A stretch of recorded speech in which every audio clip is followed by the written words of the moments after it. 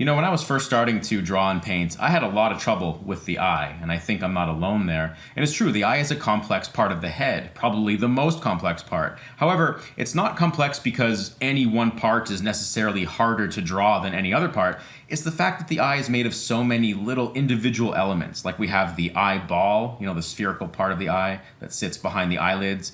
We have the eyelids themselves, an upper eyelid, a lower eyelid, each of which consists of their own series of planes. We have the tear duct area, which connects the two of them.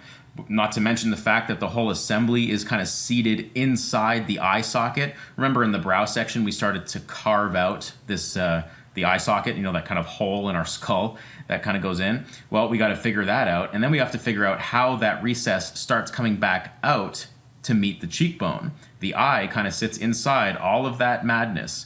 So it is a complex element in terms of how it's placed and, you know, perspective and how it's drawn. You know, things like the eyelids have their own planes and they're very box-like. We have a side plane here, we have a front plane here, we have another side plane here. So there are very manageable elements. We just have to break it down into a system. The thing I like about the eye is it links up and articulates with the side plane of the nose, sort of where the side plane of the nose ends, the front plane of the eye begins. So that'll help us. Also, there's this one other element, this overhanging element right here. You can imagine like an eyebrow would be sort of sitting right here, right? Well, underneath that eyebrow, it doesn't just change to the eye structure. There is this kind of shelf-like overhang that we have to deal with. So that shelf overhang sort of overlaps the upper eyelid to a certain degree. So we'll look at all that, and we really got a lot of stuff to break down with the eye. This will be the longest chapter in the entire lesson. But I'm confident that we can break it down into a digestible series of things that you can easily begin to draw on your own. So let's not wait any longer. Let's get right down to it. So let's start with the part of the eye that probably everyone wants to draw first, and that is the opening between the two eyelids. A quick little construction tip. Start by thinking of a rectangle. Now redraw that, but tilted on an axis like this. Then the only thing I want to do to that is kind of erase this out and put a little hook-like shape in there for the tear duct. And this is a good starting point for the opening. Of course, the iris would be somewhere in here. And we'll talk about the eyeball, the tear duct, the eyelids, which get built on top of this. But this is a great little starting point. Now, don't think I'm letting you off the hook that easily. The eye has a series of planes, of course. It is a three-dimensional object. Ironically, that's something that people commonly forget about the eye. This is a close-up of the Asaro head. To retrace what we just did, we have this box tilted on its axis, like that, with the tear duct shape as kind of sort of an end extension piece, you might call it. Now, this is probably very obvious, but let's point out that inside the eye is a round eyeball, which is literally a ball that sits inside the eye socket. It's actually a little bit smaller than that, something like this. And those eyelids that we just drew, that slanted box, goes around it, both at the top and around it at the bottom. And it does so in a series of planes. 4 planes to be exact. This flat plane here, 1, 2, which is this plane that is heavily tilted in perspective. 3, this large flat plane at the front. And 4, this plane that tapers off in perspective to the side. So again, this one tapers forward in perspective, and that one tapers around. So you get this overall round rhythm to the eye as those eyelids wrap around the eyeball. And of course, the same planes are represented down here, roughly in a mirror-like fashion. If I were to just draw the borders between these planes, it's like this. Okay. So going back to our slanted box diagram with the tear duct shape in here, let's identify the planes that this graphic shape represents. Here is this plane, here is this plane, and then right, it's hard to see from a front view because it's not such a big change from a front view, but we have this other plane. Let me draw this in black so we can see it more clearly. Here's this plane coming down, and this plane wraps around, and we have the same series of planes here. And if we want to just cross-contour them, just to help us understand the flow and orientation of the form, we can do that here. Okay, before I move on from here, just a couple of important pointers. If you were to draw a center line across the eye, the corners would not line up perfectly.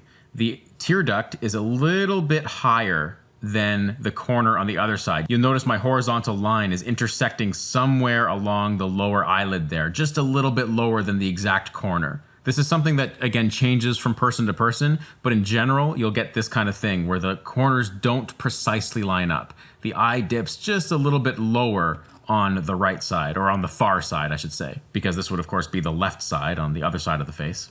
Good. Now, the iris usually sits high. It's not something that takes up the entire eye usually. Usually it sits a little bit above the center line, and we'll just throw it into a value just for this quick diagram. It is often overlapped right in here by the upper eyelid. Now let's figure out where the eyeball sits here. The outer edge of the eyeball is right here. It does not interfere with the tear duct. The tear duct is its own bit of tissue. It's called the caruncula, but the eyeball falls outside of it like this. The other edge of the eyeball is roughly in line with where, the edge of the eyelids are. And I just want to remind you that the eyeball is a sphere. Well, it's actually not a perfect sphere, but it's spherical. It's very close to a perfect sphere. And it also has, planes. It falls into light and shadow as well. So sometimes when you paint the eye, you can see this sort of shadow effect happening here. Also, oftentimes the upper eyelid, if the light is coming from above, the upper eyelid casts a shadow onto the eyeball, which is something that a lot of people miss as well.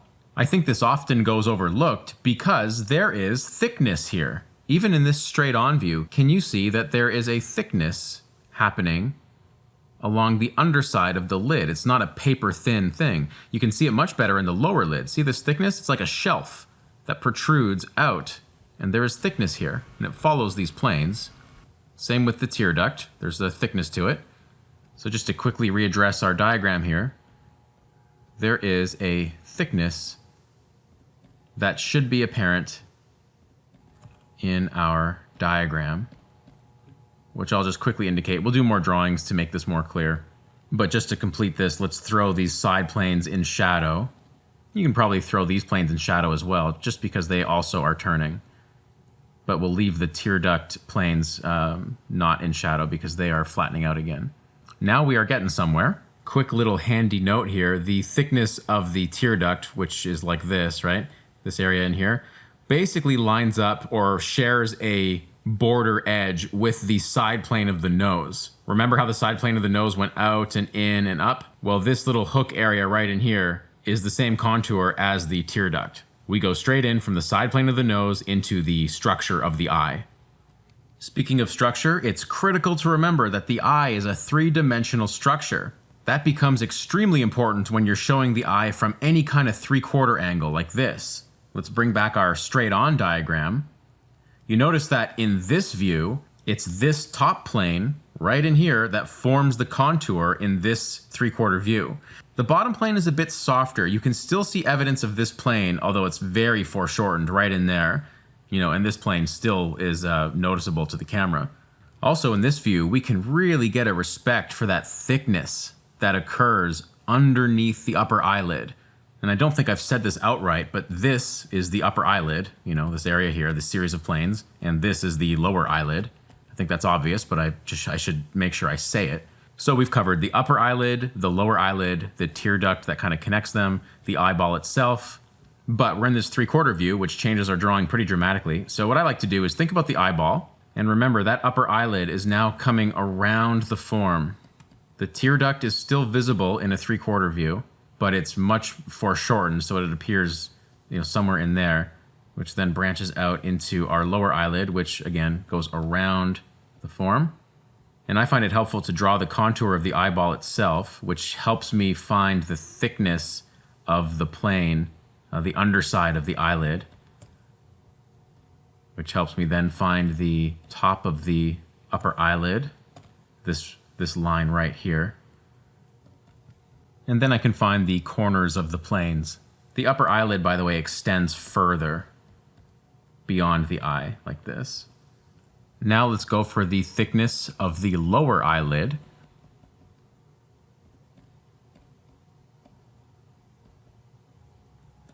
Now we can get the planes themselves, the front planes of the lower lid, something like that. Let's get this plane figured out. throw a quick value on there to indicate which planes turn under, which we've been commonly doing throughout this series. Also planes that heavily change direction, like the side planes here, we can throw these into shadow just to get an understanding of the three-dimensional depth occurring here. Let's get a little center line for the eyeball. And because we're in perspective, the iris becomes an ellipse. A circle in perspective becomes an ellipse. So we have this kind of thing. Remember, the iris sits above center. Let's just throw it into a value. Let's get the thickness of the tear duct plane in here. And there we go. We can throw some of the eye into shadow here, which is a common thing. And if you want to exaggerate these prominent front planes of the eyelid, we can, put some white there. Also, some light value for the top plane of the lower eyelid. Because this plane points up, much like we did with the cheekbones that also pointed up, we can represent that plane change with a lighter value. And we'll throw the side of the eye into shadow just to remind ourselves that it is a ball, a three-dimensional spherical object sitting just behind the upper and lower eyelids. As usual, it very much helps to draw center lines or cross contours around the form so we fully understand what we're dealing with here. Here's another one over here, just going along the form, out and in. Just, getting the thickness of things, making sure that we understand what it is we're drawing on a form level. So let's just do one more on this side. Get that thickness, roundness of the eyeball, thickness, and down. Kind of like a laser scan or something. Let's now look at the profile view of the eye. I'll bring in this Andrew Loomis diagram as well. And one of the first things that's very important to note is that there is this angle, this kind of stepping back angle to the eye when seen in profile. It's not straight up and down. This is another very common error in profile view drawings and paintings of the face. Much like our previous drawing, the contour right here is still this line, like the line of that plane. It's just this plane is foreshortened now. It appears narrower in perspective. And by comparison, we get a full view of the side plane, which in our first drawing right here was very foreshortened because we were looking at it from the front. All right, so to quickly just block in a drawing here, I like to sort of get that overall angle first. Let's remember to start with sort of an overall eyeball. Ever important to remember that the lids wrap around the ball. So I'm getting that here. The eyeball coming out, and then that lower lid wrapping around the eye. We know that the upper lid extends further, which we can really see from a side view, profile view. Let's get this plane, get that thickness. Make sure we get the thickness of the lower lid as well, as it is like this big shelf that exists. And the closer you look at the eye, the more you can see the thickness of that shelf. And then that goes down. We have our other plane here, and that plane wraps underneath the upper lid. Now, to get technical here, there is a slight protrusion that the cornea makes. The ball of the eye comes out a little bit. It's more like this kind of action. This is something that is not evident from a distance, but if just to be technical about it, there is this slight protrusion. It's kind of spherical in nature, like this. The iris itself sits behind that. Again, you will not see this from any kind of distance. And because it's pretty rare to paint the eye this close up in an actual illustration, you probably won't have to deal with that, but it is there. Okay, let's figure out the rest of our planes. Top plane, I always go too far on that plane. Let's just erase that out. And then down for the side of the eye, capitulating here. Important to note, you cannot see the tear duct in a profile view. It exists back here. It's hidden by the three-dimensional form of the eyeball. You just connect these bottom planes, and like we always do, let's just throw some values in there. Casting a shadow over the eye. Let's get the side planes into some kind of tone, and just get the spherical nature of that eyeball. And here's that center line of the eye. And yeah, just to be fully diligent, let's get our cross contours in there. Just a few of them. And I feel like this is probably as good a time as any to talk about eyelashes, specifically where they sprout from. And that is, they sprout from the outer edge of both the upper eyelid and the lower eyelid. This edge here. Let me draw it on this diagram here. From this outer edge. And for the lower eyelid, the eyelashes sprout from this outer edge. So it's the outer edge of both. Now the actual hair growth and length and thickness obviously will vary dramatically from person to person. But one thing to keep in mind is that naturally the eyelashes from the upper eyelid are thicker, perhaps to shield our eyeballs from the sun, I'm not sure. And they kind of follow they kind of flow with the form. And the lower eyelashes are thinner and, a little bit more sparse. And they also, their direction changes with the plane. So if we were to apply that to this one, the upper eyelashes are thicker and their direction sort of follows the direction of the plane that they're sprouting from. You often get a lot of thickness in this corner of the eye here. And then from the outer edge of the bottom lid, just try and get some kind of variety in the spacing. But more importantly, just look at the model that you're drawing or the character type you're designing, and that will determine how you treat the eyelashes themselves. Okay, next up on our grand tour of the eye, look at this monster right here. Look at those planes. We have not accounted for those planes yet. If you remember the brow lesson, we were doing drawings like this where we just had this hard line right there. But let's now add to that because there is a considerable thickness that happens here. And I consider this thickness part of the eye because it's very related to how you draw the eye and how the eye actually appears. The thing about this plane, the one simple truth, is that it lies in front of the eyelids and the eyeball and overhangs it. It's got a bottom thickness to it as well. If we just shoot a few vertical lines down, look how far it overhangs the eye. This is probably a good time to remind you that the eyeball sits inside the eye socket.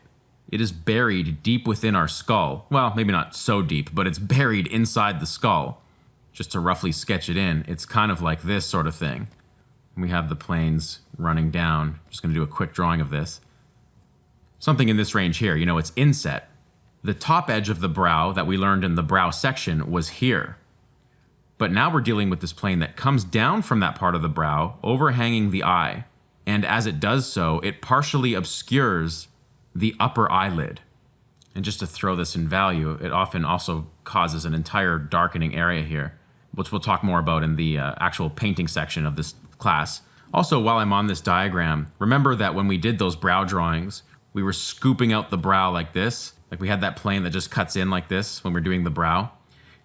Just to make this clearer, I'll bring up one of our old drawings. Yeah, we had this scooping action as the eye socket is basically a hole in the skull. And then as that hole comes back because of the zygomatic bone, we have that, returning action, like a big scoop, right? Well, the eye itself occupies both the area that goes in and the area that comes out. The upper lid lies on the area that's going in, and then the lower lid will lie on the area that starts scooping back out. Okay, now we can start figuring out this kind of overhanging plane that I'm saying is largely part of the eye structure. Let's take a look at some photographs. Okay, so when you look at this, you should clearly recognize the upper eyelid that we just talked about. We're looking now at this big behemoth here. It's a very large plane. I've already said that it overlaps the upper eyelid, and it does so the most prominently along this plane here, which corresponding to the photo is this plane right in here. Can you see that area? That is where this flap of skin is the most prominent. You can literally see it cutting off the eyelid in this area. Like if I were to trace the upper eyelid, it would go underneath that flap of skin and then come back down. The contour of the eyelid kind of reveals itself maybe in that area there. But largely, when you're drawing eyes, the contour of this part is not going to be the upper eyelid, but it's going to be determined by this overhanging fold. If I were just to trace the plane of that fold, this being the underside now, when we get up into this region here, this area here, it becomes less flappy, and we can see the upper eyelid a lot more clearly. Again, the overhanging takes place mostly in this overall region here. This ridge is so significant that even when the head is tilted just a little bit down, this head here is looking just a little bit down, this big flappy plane here overlaps the eye significantly. Look at this. It's cutting off the entire upper lid, except for this area right in here. We can see the upper lid there, and we can see the upper lid coming down to meet the tear duct right in there. But this broad region right here is completely overtaken by that plane. And of course, same thing on the other side. Is this nice straight that comes down. And again, it kind of allows that side plane of the upper eyelid to reveal itself right there. Also down in here where the tear duct is, you can see that upper eyelid plane. This is why I'm including this plane as part of the eye chapter instead of the brow chapter, because I think it impacts the eyes much more significantly than it does the brow. Oftentimes when I draw the eye from this angle, I'll start with that flappy plane, then work my way down to the tear duct, get the wrapping of the lower lid, find where the upper eyelid reveals itself right around this area, then it sneaks back underneath this overhanging plane here. While we're here, let's just find the thickness of that lower lid. And then, like I pointed out, it overlaps the eye so significantly that the iris is partially buried underneath it. And just for completion, let's get the corner of the eyeball here. And we can also maybe find the thickness of the tear duct plane right in here. Depending on the lighting, it's not uncommon at all for this to be entirely cast in shadow. Yeah, and then for the sake of completion, let's just get our lower planes blocked in here. And while I'm here, because we know that the upper eyelid is being overlapped, the eyebrow hairs just kind of protrude out from underneath here. Kind of a strange angle because we're looking down at the head. And then the lower eyelid, you know, the hairs will be protruding from that outer plane here. And remember, there is a great degree of thickness to these planes. The eyebrow itself grows along that thickness, somewhere in here. This is the point we were ballparking on the brow, that big change of direction.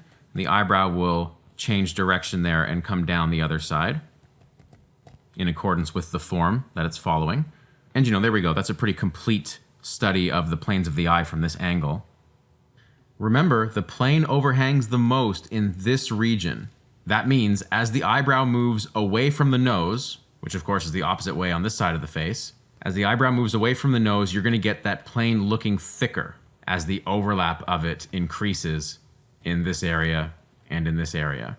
The particular amount of overlap on this model is a bit less than what we just saw previous. That is, you can see a pretty complete set of planes for the upper eyelid here. Perhaps it's buried just a little bit here, hard to tell, but it's certainly less than what we saw before. And it bears repeating that this is something that changes from person to person, so watch out for differences here. Let's try a study based on the outer eye this time. I'll start with the eyebrow itself, and what I'll do is I'll block in the change of plane that we looked at with the brow section. This is where the brow changes direction here. I'll get the overall sense of this eyebrow, which is very evenly thick, which is nice. Now I'm going to get that overlapping plane. Trying to block in the planes here. Looks like that's the front of it. Thins itself out over here. And remember, it's got some thickness at the bottom, which we can see in this view. Just a little bit of that, another kind of shelf thickness at the bottom. Now the upper eyelid comes out from underneath it, maybe roughly around there. It comes around and down to the tear duct region here.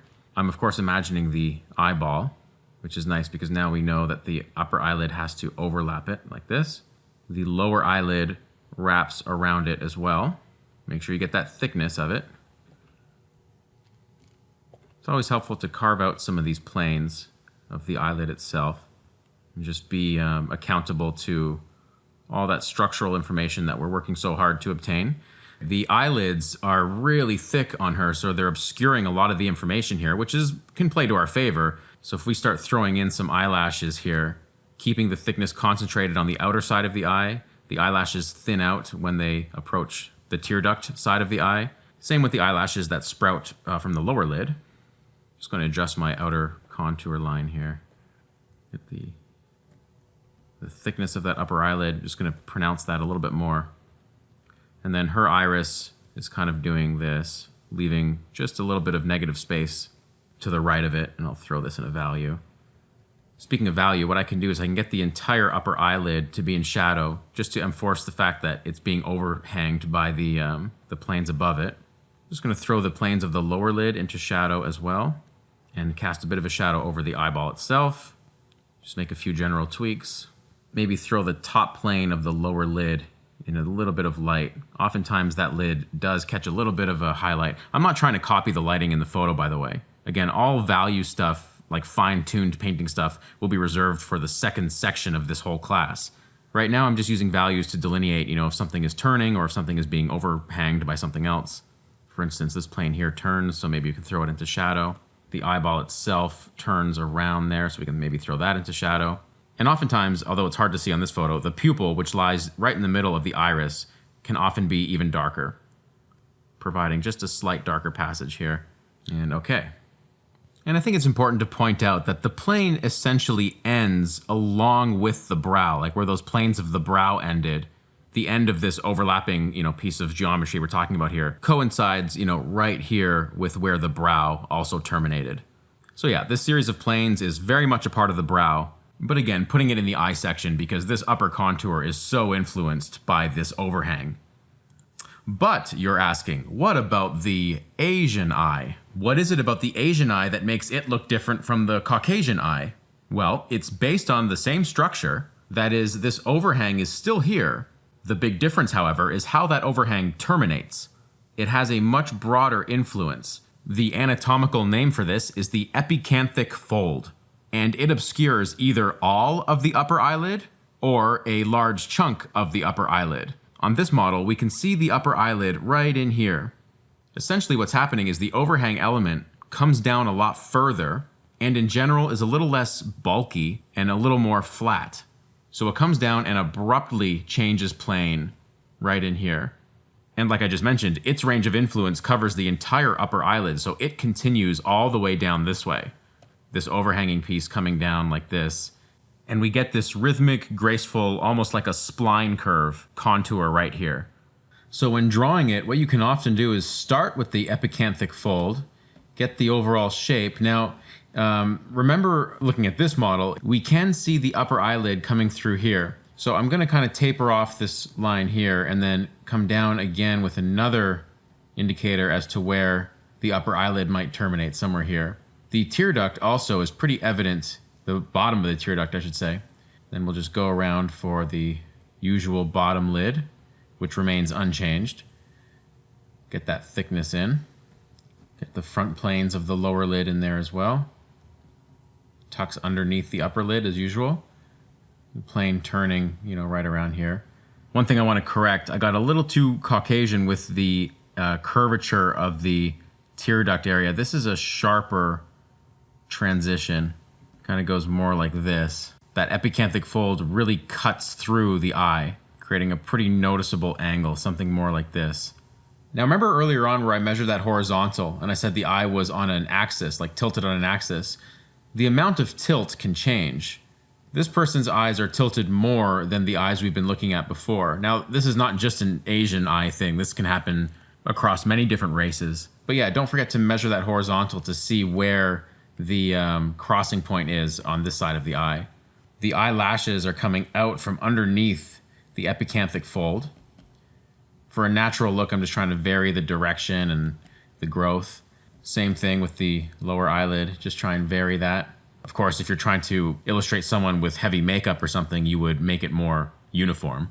Then the iris itself comes in, just nothing much different here at all.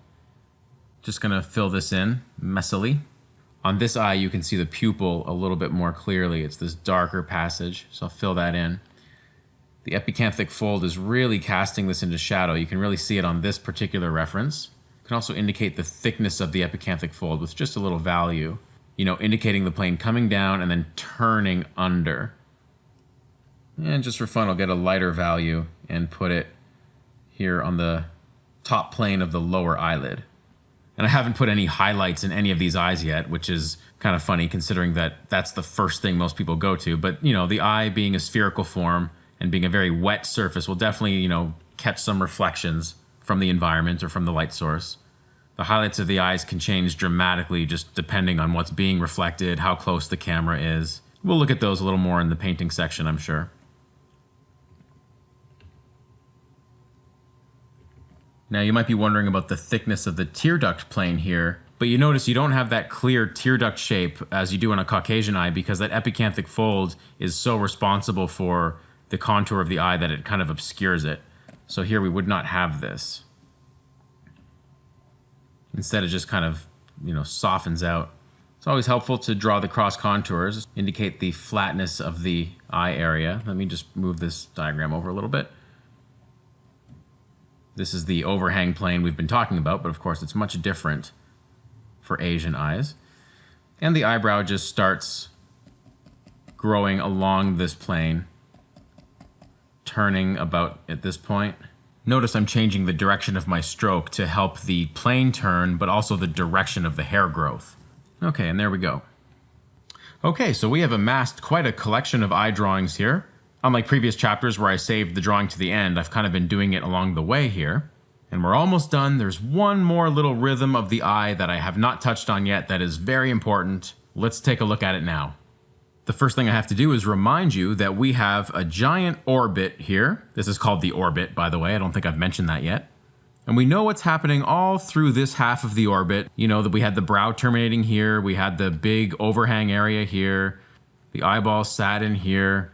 You know, the lower lid came off it here. But we have not yet accounted for this area of the orbit, like the lower orbit. This is a very sharp ridge right here, this bone where the orbit ends and the zygomatic picks up. It's a very sharp ridge. You can feel it right now on your own face. And it, no surprise, creates a rhythm on the head that we really should know.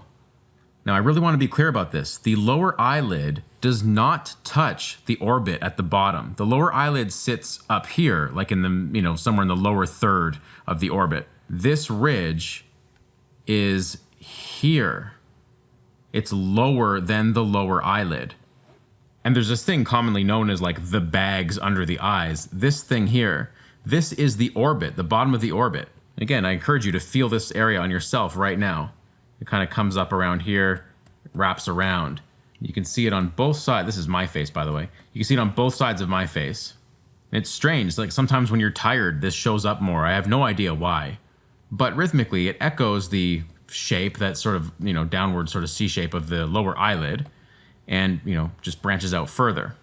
In fact, if you want to draw someone who looks very tired, just give them a lot of bags under the eyes. It's like a cartoony convention.